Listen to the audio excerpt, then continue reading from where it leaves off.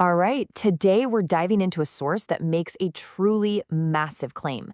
The idea is that the fundamental stories we tell ourselves about human history, about who we are and where we came from, might just be completely wrong.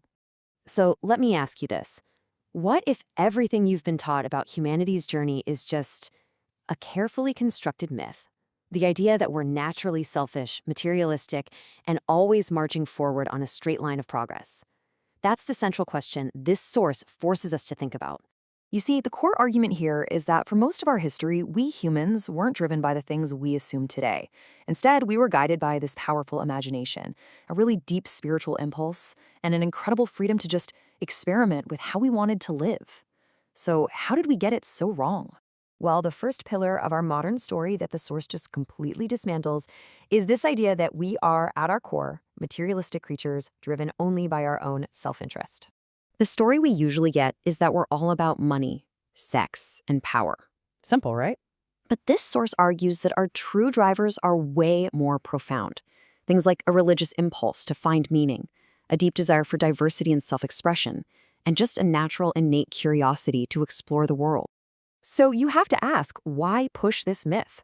According to the source, it's pretty simple. It's about control. If you can convince a population that they're naturally selfish and competitive, they're just easier to manage. It keeps us obedient, stuck in a rigid system, instead of following our true nature to go out and explore and create. And this whole materialistic view, it feeds directly into the second big myth that the source takes on. This idea that history is just one straight line of progress, and that naturally, we're the smartest, most advanced humans who have ever lived. The source basically calls this out for what it is, confirmation bias. Of course, we like to believe we're at the top of the heap, so we look at all of history through that lens. But what if ancient people weren't dumber? What if they just expressed their intelligence in ways that are profoundly different from ours?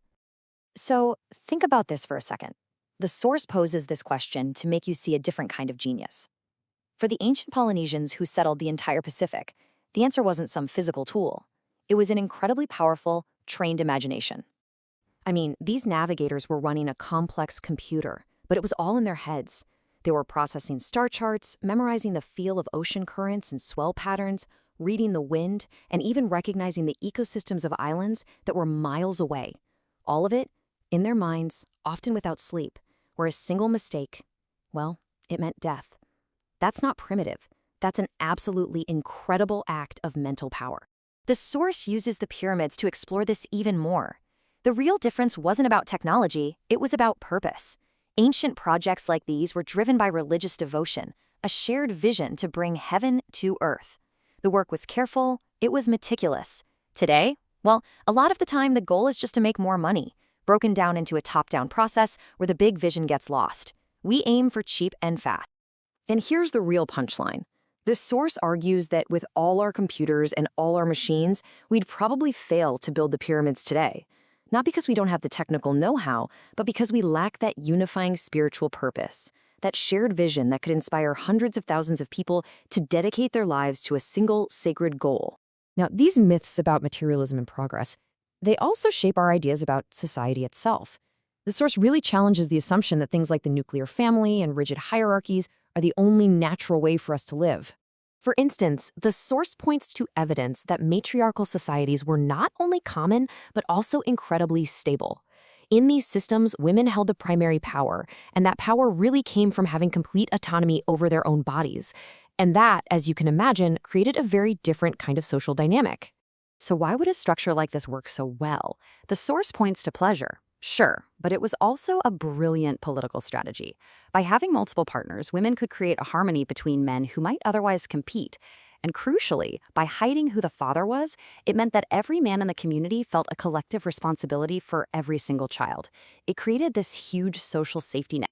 And check out this incredible flexibility that we've forgotten. Some Native American groups on the Northwest coast, in the winter, they lived in this rigid aristocracy with palaces and social classes.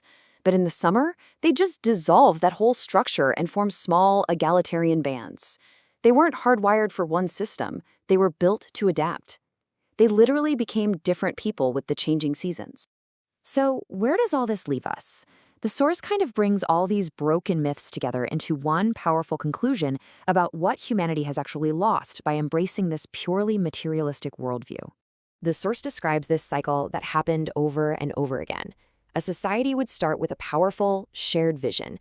But then, as leadership became something you inherit, corruption would set in and that vision would be lost. And in response, people would just leave. They'd go start over, exercising this fundamental freedom to just walk away from a broken system, a freedom that we've pretty much forgotten we have. When you look back, for over 10,000 years, our species' greatest achievements weren't economic or military. They were spiritual. From Göbekli Tepe, the world's first known temple, to the pyramids, to the great cathedrals, our most massive efforts were all dedicated to a shared vision of bringing something divine down to earth. But we now live in a profoundly materialistic age. We've replaced a belief in a shared divinity with a belief in numbers, computers, and processes. The source argues we've basically traded the power of a collective, spiritual imagination for the cold efficiency of individualism. And that leaves us with this one last, really thought-provoking question. The source challenges us to really think about what we've lost in that trade. If ancient people could build the pyramids out of a shared belief, what incredible things are we failing to build today, simply because we've forgotten how to work for something bigger than ourselves?